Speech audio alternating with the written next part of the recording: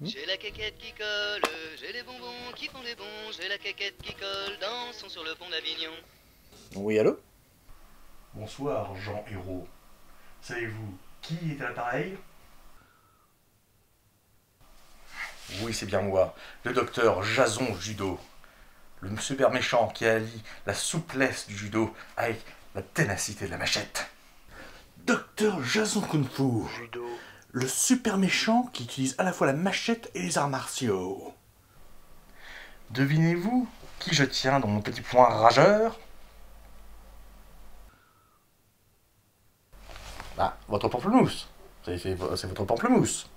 Mon pamplemousse? Mais non, c'est votre pamplemousse. Non, très bien. Pamplemousse. Il est là, sur Je le ne vous canapé. crois pas, Jean Hérault. Je ne vous crois pas.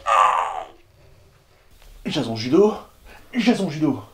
Il faut que je prenne la voiture pour m'assurer que tout va bien. Qu'est-ce à dire que ceci?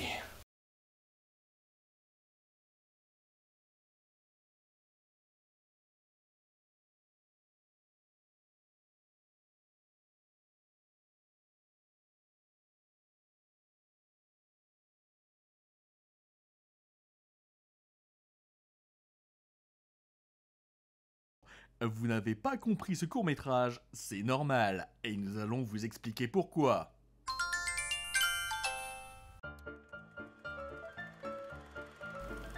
Au cinéma, comme en français, il faut savoir articuler.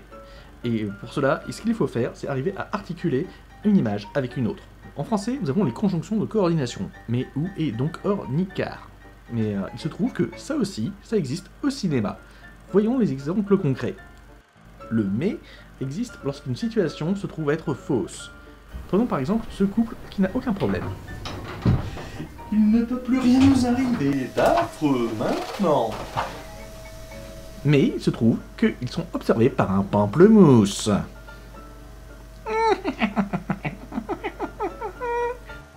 Lorsque vous avez un ou dans votre narration, c'est que vous avez le choix entre deux options. Un pamplemousse ou un autre pamplemousse. Cet homme ne sait pas quoi choisir. Les dilemmes, donc il est douleur. Et c'est pour quand il y a un effet d'accumulation. Par exemple, une table et une assiette et un pamplemousse et un couteau en pamplemousse. Tout ceci nous fait un monsieur heureux. Attention toutefois, il y a un piège.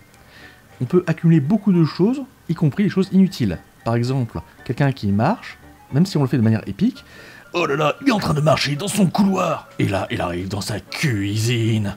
Mais comment est-ce possible? Il se met à boire dans une tasse. Oserais-je seulement le croire? Il se met à faire la vaisselle. D'abord, sa tasse. Ensuite, une assiette. Et carrément un bol. Et ça, qu'est-ce que c'est? C'est une louche. Une louche. Et ça commence à devenir très ennuyant. Alors, pour passer un petit peu le temps, pendant que lui, il va sur son ordinateur, connaissez-vous la blague de Paf le chien? Une voiture passe et Paf le chien. Ce regard méprisant est mérité. Heureusement, il y a le donc quand il s'agit de faire une suite logique entre deux plans. Imaginons un homme, un pamplemousse, un couteau à pamplemousse, et donc... Ça devait pas se passer comme ça. Le or nous permet d'avoir une situation dont les preuves font retourner complètement notre compréhension. Qu'est-ce que j'apprends? Tu me trompes avec ton pamplemousse? Ne me mens pas. J'ai trouvé des pelures sur le canapé.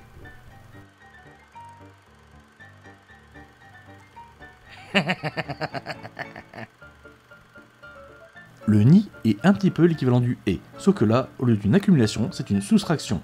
Il n'y a ni pamplemousse, ni couteau à pamplemousse, ni assiette, ni petit ami, ni joie de vivre, ni futur, ni talent, parce que t'es à chier, mec. Oui, tu es nul. Vas-y, pleure, vas-y, chiale. C'est tout ce que tu es capable de faire. Tu n'es incapable de faire quoi que ce soit d'autre. Oui, je me délecte de tes larmes. Enfin, le quart est la dernière brique logique. On nous donne une situation et on découvre quelle est la réalité.